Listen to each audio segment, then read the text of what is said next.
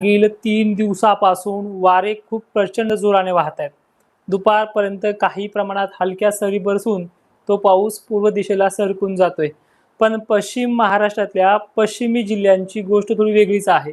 महापूर ते अतिवृष्टीचे जे काही इशारे मिळतात त्या भागामध्ये त्या पद्धतीनं पाऊसही पडतोय. कोल्हापूर पासून ते जवळपास घाटमाथे, पुणे परिसरामध्ये तसेच पंढरपूरच्या इंद्रायणी नदीला सुद्धा जे काही पुराच्या आपण बातम्या पाहतोय, अशा प्रकारे मुंबई, पुणे त्याचबरोबर नाशिक क्षेत्रामध्ये पावसाचा जोर वाढलेला आहे. हा पाऊस उद्या 7 जुलैला ते आजही काही ठिकाणी धुळ्याच्या, नंदुरबारच्या भागांमध्ये सुरुवात केलेली आहे.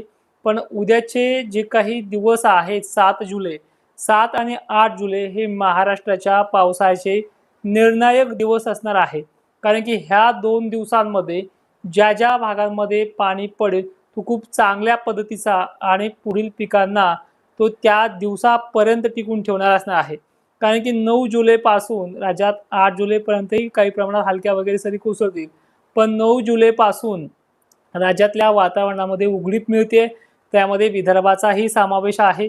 मराठवाड्यामध्ये काही ठिकाणी आधीच कमी आहे आणि काही ठिकाणी बरं आहे. तर अशा परिस्थितीमध्ये पुढचे दिवस कसे जातील याकडे ह्या व्हिडिओमध्ये आपण लक्षपूर्वक ऐकूयात. महाराष्ट्रामध्ये ज्या सुपर अल्निनोची जी काही बातम्या होत्या तेच न्यूज चॅनलवरती आज पावसाचा हाहाकार दाखवतात, तो सुद्धा पुणे मुंबई परिसरातला आणि कोकणातला. तर हा पाऊस उद्या 7 जुलैला कुठल्या क्षेत्रामध्ये प्रभाव टाकेल आणि उद्याची सकाळची सुरुवात ही कशी असणार आहे हे व्हिडिओच्या माध्यमातून पाहूयात. उद्या नाशिक जिल्ह्यामध्ये पावसाचा पुन्हा जोर वाढतोय. त्यामुळे अहिल्यानगरच्या श्रीगोंदा पट्ट्यापर्यंत जो काही आज पाऊस होता, श्रीगोंदा दक्षिण भाग यापर्यंत तो पाऊस काही प्रमाणात पूर्वेकडे सरकतो आहे. कदाचित यामध्ये बीड जिल्ह्याचा फायदा होईल अशा प्रकारचा पाऊस या भागामध्ये पडतोय. फक्त वाऱ्याने थोडी साथ द्यावी, अन्यथा त्या प्रकारचं बाष्पयुक्त ढगांची आजच्या तुलनेमध्ये उद्या दुप्पट वाढ होताना दिसते आहे. सकाळपासूनच जालना जिल्ह्यामध्ये सुद्धा घनसावंगी, अंबड, कुंभारपिंपळगाव, परतूर, मंठापासून ते देळगाव राजापर्यंत भोकरदन, शाप्रभात, बदनापूर, कन्नड, सिल्लोड, वैजापूर याचबरोबर पैठण आणि अहिल्यानगरचे सर्व तालुके यामध्ये सुद्धा 7 जुलैला सकाळपासून संततधारेला सुरुवात होणार आहे. ही संततधार किती वाजेपर्यंत राहील हे सांगणं कठीण आहे. पण दुपारपर्यंत तरी झडीचं स्वरूप महाराष्ट्रामध्ये पाहायला मिळत आहे. त्याचबरोबर उद्या काही भाग बीडचा मात्र बऱ्यापैकी सुरुवात करेल. बीडच्या जवळपास उत्तर, दक्षिण आणि पश्चिम भागांना चांगला सटकाऱ्याचा पाऊस राहणार आहे.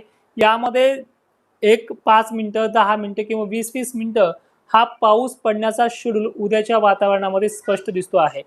पुणे, सांगली, सोलापूर काही प्रमाणात, पण सांगली बऱ्याच ठिकाणी, पंढरपूर परिसर त्याचबरोबर सातारा परिसरामध्ये जोर वाढण्याची शक्यता दाट आहे. छत्रपती संभाजीनगरला चांगला दिलासा मिळेल. अहिल्यानगरला सुद्धा दिलासा आहे. खान्देशचे एकंदरीत सर्व जिल्हे म्हणजे धुळे, नंदुरबार, शहादा आणि जवळपास जळगावचे उत्तर, पश्चिम, दक्षिण भाग यामध्ये चांगल्या पावसाच्या रडारवरती येताना दिसत आहेत.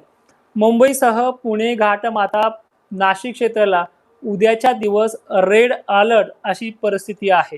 ठीक आहे. अल्निनोच्या काळामध्ये सुद्धा ही परिस्थिती पाहणं म्हणजे एक चमत्कारिक वातावरण आहे.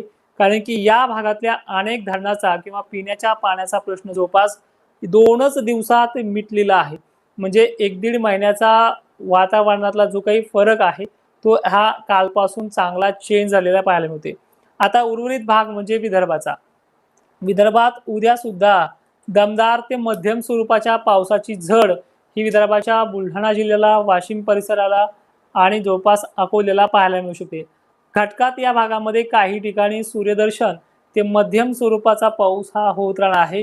विदर्भाची पावसाची जी काही टायमिंग असेल ती सकाळी एक झटका आणि दिवस मावळता एक झटका अशा स्वरूपाची आहे. मात्र मराठवाड्याच्या एकंदरीत लातूर, नांदेड, परभणी, हिंगोली त्याचबरोबर जालना बऱ्यापैकी आहे. जालन्याबरोबर छत्रपती संभाजीनगरचा नंबर खूप चांगल्या पद्धतीने पाहायला मिळतोय. बाकी पश्चिम महाराष्ट्राचे सर्व जिल्हे दमदार ते हलक्या आणि पश्चिमी भाग मुसळधार ते जोरदार पावसाच्या रडारवरती असेल. धरण क्षेत्रामध्ये जायकवाडीचा जो उल्लेख आपण मागे केला होता धरण क्षेत्राच्या बाबतीत जायकवाडीमध्ये आवक वाढू शकते. तर एक्झॅक्टली तुम्ही पाहताय अनेक धरणं पश्चिम महाराष्ट्रातल्या पश्चिमी भागामधली हे चांगले ओव्हरफ्लो झालेले पाहायला मिळतात. त्यामुळे उद्याच्या निर्णायक तारीख जी आहे 7 जुलै या तारखेच्या संध्याकाळपर्यंत पडणाऱ्या पावसामुळे जायकवाडीच्या धरणामध्ये काही प्रमाणात आवक वाढू शकते. ही एक पॉझिटिव्ह बातमी मराठवाड्यासाठी असणार आहे. बाकी खान्देशच्या बाबतीत पुन्हा रिपिटेशन मध्ये सांगतोय की तुम्हाला होणारच आहे, परिस्थिती तुमच्या भागाकडे सरकते आहे.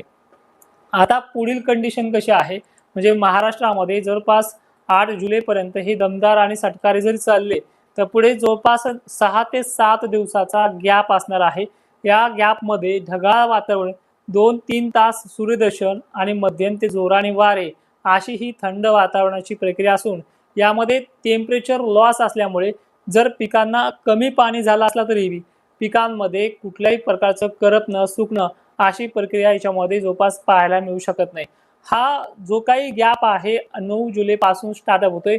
9, 10, 11, 12, 13 ते 14 किंवा 15 तारखेपर्यंत एकंदरीत एक आठवड्याचा हा विश्रांतीचा काळ असणार आहे मान्सूनचा.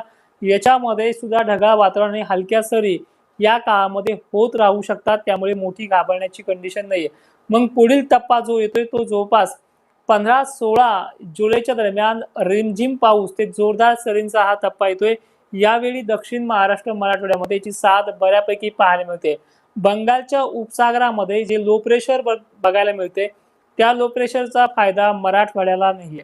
मात्र पूर्व विदर्भामध्ये त्याची छाप पडू शकते, ज्यामध्ये नागपूर जिल्हा, हिंगणघाट, वर्धा, चंद्रपूर, नांदेड, हिंगोली आणि उत्तरेकडील भाग याचा समावेश 17-18च्या पावसामध्ये वाढ होण्यासाठी आहे.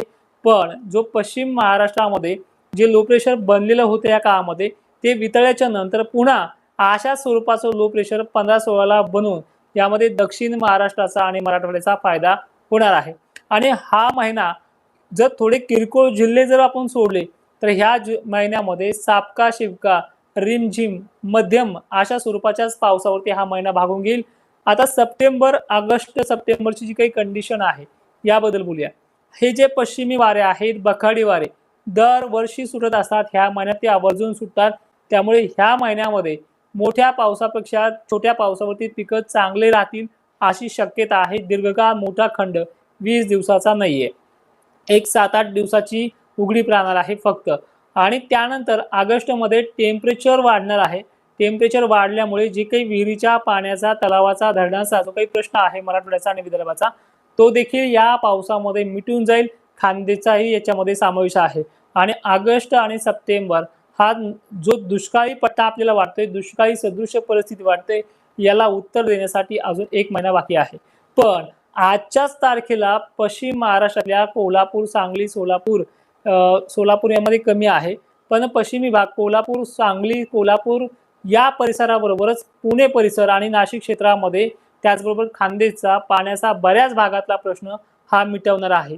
विदर्भाच्या बाबतीत थोडं अजून बोलायचं झालं तर विदर्भाचा पाण्याचा प्रश्न अनेक भागांचा मिटलेला आहे. फक्त 30 आणि 40% भाग राहिले तिथे फक्त चांगला वाहुणी पाऊस झालाय. काही ठिकाणी जेमतेम आहे. पण 50% भागांच्या नदीला पाणी आपण दौऱ्या दरम्यान पाहिले तिथे चांगल्या पद्धतीने पडलेला होता.